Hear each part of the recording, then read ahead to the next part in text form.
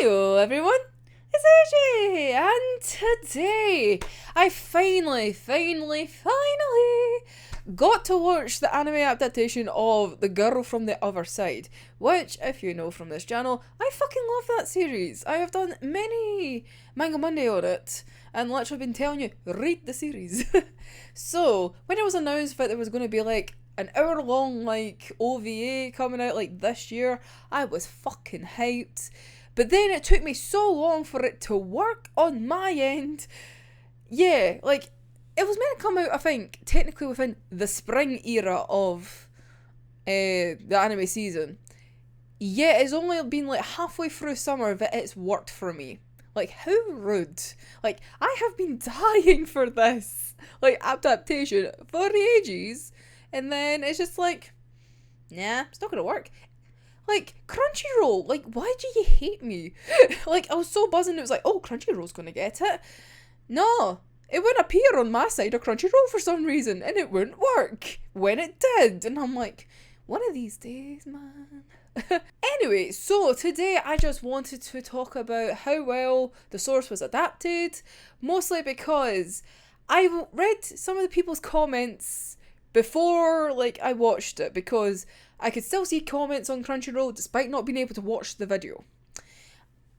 And people were confused. Same on, like, my anime list. Like, the comments on that were very confused. And there was one comment on Mal that really stood out to me, and it was like, this OVA feels like it was made for manga readers only. And you were, like, it was like, basically insinuating that if you didn't read the manga, there was no point to enjoy this OVA. And I was like, oh, okay. And given that it's an hour and it's meant to kind of span the whole series, I get that. Like, there's no way you can span 11 volumes into an hour. So you basically, that before going into what was going to happen, I was like, right, it has to be just a snapshot of what the series is about. But obviously, knowing what the series is, it's easier for me to watch it. And I'm going to come out and say it. I agree with the comments. I agree with it. If you haven't read the manga, the OVA probably is so fucking confusing. Like, and honestly, I don't think it did well to try and promote to read it. And or maybe that was the intention of, maybe if it's slightly complicated enough, people will go pick up the source material. But then I feel like how they did it, it's not going to work out well when people do read the manga afterwards, because it feels like almost a completely different story. And it's, like, I hate the fact that I'm sitting here and I'm saying bad things about it. Like, I love this series and I had high hopes for it. Don't get me wrong, I still personally enjoyed it to a degree. But that's because I know what was meant to happen and what the whole story is about. But then I thought about it, it's like, well, see if I showed this to my friend who doesn't read manga at all, but like I tell him, I was like, oh, here, look, there's this, look, there's an anime adaptation of this story I really like. Go watch that. He'd be confused as fuck. And he'd be like, why the fuck do you really love this series? And why have you cried over this series? And I'll be like, yeah. Don't get me wrong, the animation, I love it. Like, it got the mood and the look of the manga, like, perfect. Well, personally, my opinion. I really think it worked very well. I loved it. However, the story just wasn't the vibe. It seemed to, like I said, it seemed to try and cram in as much of the main concept of the story as it could, but it was too jumpy, like, personally. But obviously, see, because I know stuff, it's like, oh, it's like you can let it go if you already know the source. And you're like, oh yeah, so that means this, that means that. But Yeah, it's a bit fucked up.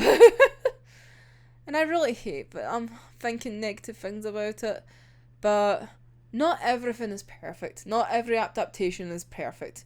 We all know this way too well, especially if you read any form of literal text or like source to then have a visual like media representation of whether it's like in the cinema or on telly and whatnot. Nothing's generally perfect with an adaptation. You can get close, but you can also go horrifically wrong. Not saying like I'm not trying to say that The Girl from the Other Side was a horrific adaptation. An OVA that length to try and cover the whole basis of the story was a poor idea. And not well executed. Does it give you a gist of the world? Yes. Do you get to fall in love with Shiva and Teacher? Yes. Do you eventually get to understand what the fuck is going on? No. Not really. Because, especially like on Crunchyroll, it's split up into like 3 wee episodes. And essentially the first 2 episodes are Shiva and Teacher like bonding. And in the 3rd episode is literally, so the last like 20 minutes is like dealing with Mother, finding out more about this curse, like how Shiva's the cursed one and how they try and fix her and all this jazz, and they're like trying to squeeze it in way too much. Like what is like 6 volumes worth into 20 minutes? Yeah. Not great. Like the way they tried to explain how Shiva was cursed, it was just like Shiva, like lie down with me in the grass. I'm gonna tell you that it's my fault. I'm cursed, and I don't know why I'm not turning into a tree. And that was like 1 second, and then it's like next panel. It's like next shot. Teacher is like, oh no, she's cursed. How do I fix this? Wait a minute. Who's this Mother person? Let's go talk to them. Right into the water. Can you fix her? No. Okay. It's like boom, boom, boom, boom, boom, boom, boom, boom, boom, boom, boom, boom, boom. And I especially see the emotional parts in the manga for me, obviously barely got touched on at all. Like, what really hits you in the gut about this series and how it hits your heart, obviously couldn't get covered. You couldn't deal with the fact that Shiva's aunt obviously abandoned her because she was cursed from the village, but then when they go back to the village again, people get cursed again because they're like, oh, Shiva's in there just obviously accidentally like touching people, so then they're getting cursed, and then there's an outbreak. But then she gets taken in to then almost get sacrificed, like by the king, or like the pope basically. And then obviously then teacher then goes get her and then tries to like save her, because then like the curse is then slowly starting to corrupt her, essentially, like she's starting like to go black and whatnot. So then like he gives his soul to her, and then he turns into a tree, which always makes me fucking cry. Like I still can't. I'm still not over that, alright? See that whole panel and him like turning into a tree, and then it was like, then Shiva turned into the tree thing afterwards. Oh Jesus. Like, see all that? No, none of that. None of that. Oh, the stress of those moments. Like, I'm essentially saying, like, the moments I really, really, like, struck home and hit me, like, so much were the most traumatic and, like, horrifying at times. And it's like, nah. I really wish that they got, like, a season. I don't even think, being honest, like, see, even if they had a one core, like, 12 episode thing, they still couldn't cover it properly, because it's essentially a volume per episode. And I don't even think that would be enough. And I don't even know if there's that much that they could cut out. The only thing they kind of showed about the curse was obviously that soldier who ended up getting cursed and then obviously followed them, and then turned into the tree in front of them, and then obviously showed that the wee village that they'd travelled to, the villagers have obviously stayed there and like turned into the trees about them, because you could see the clothes hanging off. And that was essentially the closest thing you got to what happens with this curse. Because there isn't enough time to properly explain it, and reading all those comments being like, yeah, so what I gathered from the curse is if you can't, they shouldn't touch you because then you turn into a tree or like something happens, but I don't know what it means. And rightfully so. Like, it kind of shows that the adaptation didn't do a good job if people are confused about why there's a curse. And the fact that the curse is kind of a big deal within this story.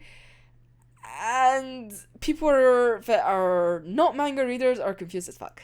Which then doesn't really portray the story in a good light, because if you're confused about an anime adaptation, why would you be inclined to go pick up the source material? And I think that's where the problem lies for me personally. It's like, I love this series, but if I showed that to somebody, they probably wouldn't want to read it because they'd think it's a very weird, convoluted story that makes no sense. I am heartbroken. Like,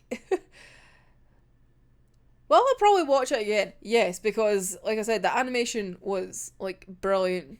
Like, it fit it well. And, like, Shiva was fucking adorable. Like, her and teacher, obviously, the best thing in the story. And the time they spent together was great and fun. But as an adaptation, I'm literally just going to, like, that's its own thing. I need to try and not think of it as a manga adaptation. I just need to think of it as its own concept because it just hurts. Oh. So yeah, let me know down below your wee thoughts. Like, have you watched it and have you read the series? And, like, if you're a manga reader, do you agree or do you think I'm just being a little bitch? If you hadn't read it but you watched it, were you confused? And were you inclined to go read the manga? That's what I'm kind of interested in. So let me know down below. And we'll see. But I was so gutted. I was so excited for it. And I'm like slightly let down. I think you can tell, obviously. This is essentially just a rant video about why I'm so upset. Which is worrying for other adaptations to come. Oh no. But anyway, I'm going to stop ranting because, yeah, I think it's healthy to stop. But anyway, until next time, I'm AJ and I'll see you in the next one. Bye bye.